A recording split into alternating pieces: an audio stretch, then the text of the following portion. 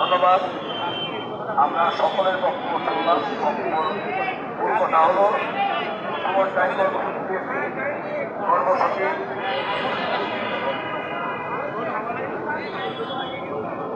আমাদের সফল করার জন্য আমাদেরকে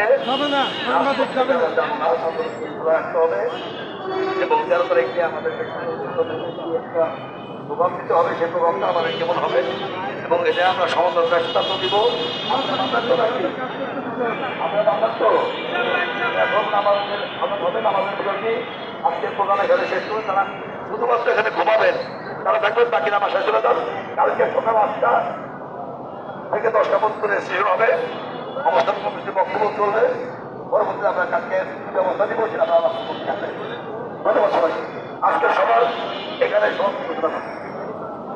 শুধু দর্শক, সম্মিলিত নন এমপি ঐক্য পরিষদ তারা আলোচনার মাধ্যমে আজকের মতো সভা তারা এখানে মুলতবি করলো এবং তারা আন্দোলন ধরে রাখবে। বিশেষ করে 13 তারিখে কী করবে সেই বিষয়ে তারা কিছু মতামত নিয়েছে।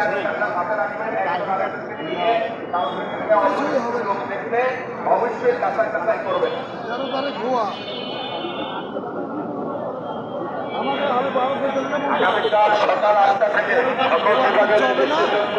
একটা ষড়যন্ত্র আছে।